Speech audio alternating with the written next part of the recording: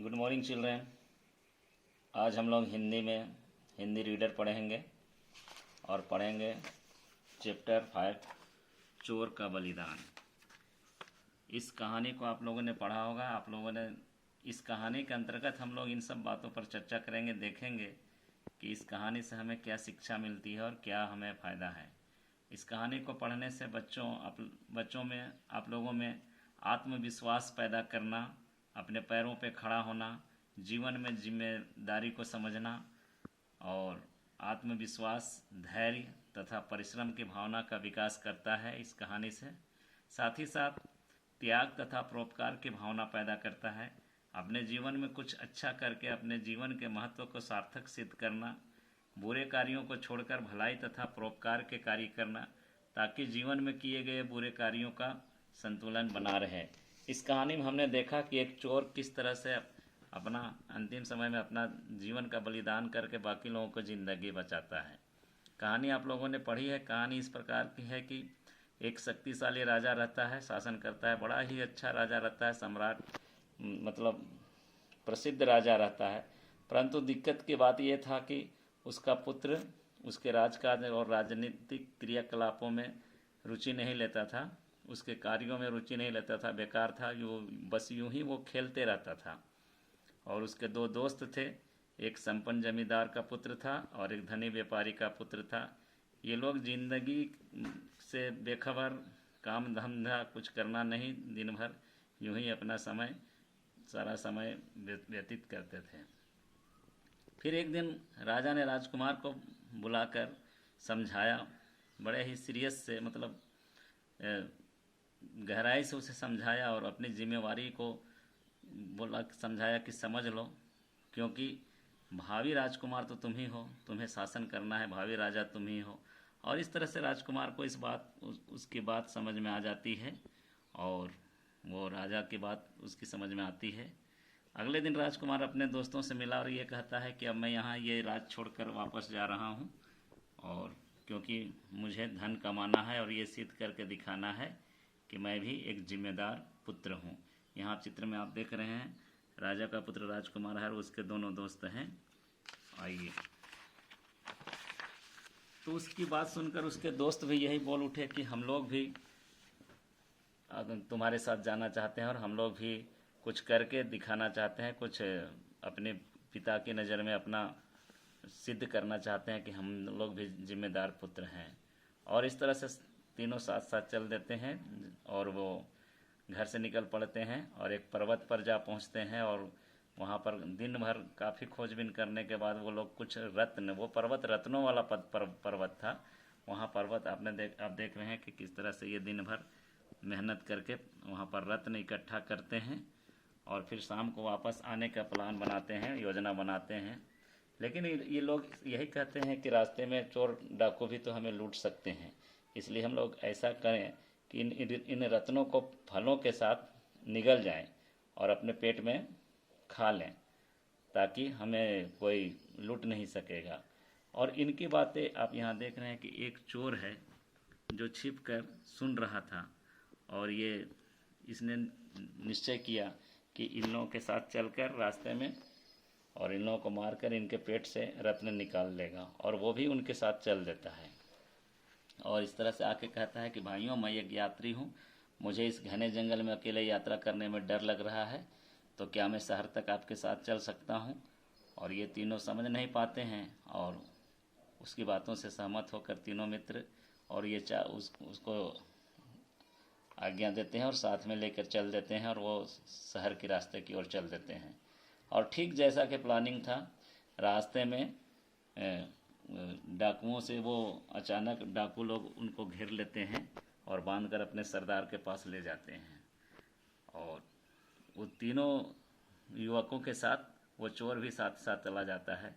और जब उनका सरदार उन्हें ये कहता है कि क्या तुम लोग पर्वत से आ रहे हो, तो ये लोग कहते हैं कि नहीं। हाँ हाँ, तो क्या तुम लोगों के पास रत्न है? तो ये कहते हैं कि नहीं। तो फिर चोरों के, डाकुओं के सरदार उन्हें बांध देते हैं और ये कहते हैं कि सवेरे इनका पेट चीर कर देखा जाएगा कि इनके पेट से कुछ निकलता है कि नहीं। अगर ये लोगों के पास सही में रत्न है तो इनके पेट को चीरकर निकाला जाएगा।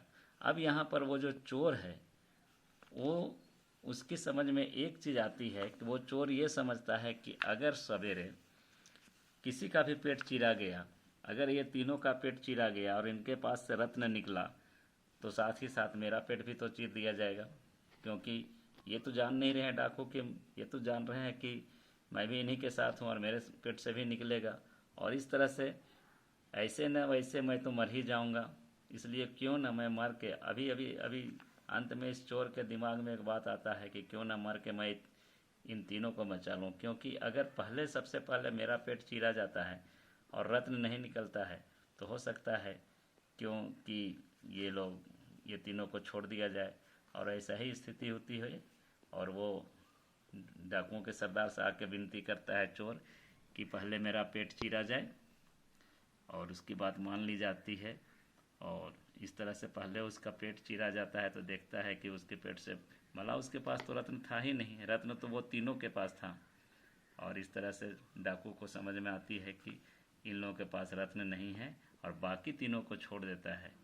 और इस तरह से यहाँ आपने देखा कि किस तरह से अंत में चोर की आंखें खुल जाती है। वो चोर यही समझता है कि मैंने ज़िंदगी भर बुरे कार्य किए हैं, लोगों को लूटा है, लोगों को सताया है, और अंतिम क्षणों में वह अपने जीवन का बलिदान देकर उन तीन युवकों को बचा लेता है, और अपने जीवन को एक तरह से उसे जीवन की यथार्थ समझ में आती है, और उसका जीवन में इस मनुष्य का जन्म लेने का फल वो प्राप्त करता है, और ये पुण्य कार्य करके अपने जीवन को सफल बनाता है। और इस तरह से फिर तीनों युवकों को डाकू छोड़ देते हैं, और ये उनका उस अपरिचित का, उस चोर का, वो तो जानते नहीं है कि वो चोर है, अपरिचित का हृदय से धन्यवाद करते हैं, और उसके बलिदान को, जिसके बलिदान ने उनके जीवन को सुरक्षित बचाया। तो बच्चों आपने देखा कि किस तरह से एक चोर, कहानी को आप लोग पढ़ लेंगे, अच्छी तरह से पढ़ लेंगे तो आपको समझ में आ जाएगी। यहाँ पर मैं ये बताना चाहता हूँ कि एक चोर होके, चोर के अंदर में दया परोपकार की भावना जब हो सकती है तो हम लोग तो आम आदमी हैं, हम लोग तो पढ़े लिखे लोग हैं, इसलिए व्यक्ति को परोपकार की भावना हमेशा रखनी चाहिए, परोपकार करना चाहिए। परोपकार से बड़ा पुण्य कोई नहीं है। तो इस पाठ में आपने देखा कि कुछ छोटे छोटे प्रश्नों दिए गए हैं, इनके उत्तर आप खुद ढूंढेंगे पाठ से। यहाँ राजा किसकी चिंता करता था? राजा अपने पुत्र की चिंता करता था। इस तरह से आप इन प्रश्नों के, आइए यहाँ पर आप शब्द और उनके अर्थ दिए हुए हैं, इस मीनिंग को आप लोग याद करेंगे, इंग्लिश में भी दिया हुआ है। यहाँ पर्यायवाची शब्द याद करना है, विलोम शब्द याद करना है। पाठ से अभ्यास में राजकुमार का स्वभाव कैसा था, तो यहाँ से आप ढूंढेंगे प्रश्नों के उत्तर। राजकुमार का स्वभाव कैसा था? तो राजकुमार, यहाँ से ढूंढ के लिखेंगे।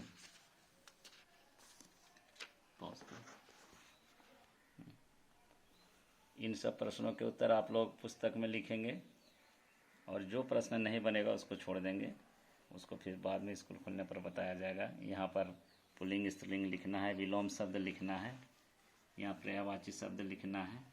इस तरह से यहाँ पर एक काम दिया गया है, हमारी प्राकृतिक संपदा के प्रतीक वन। एक छोटा सा कंपोजिशन लिखना है आपको वन पर और वन्य जीवन पर। ठीक है, फिर मिलते हैं नेक्स्ट क्लास में। धन्यवाद।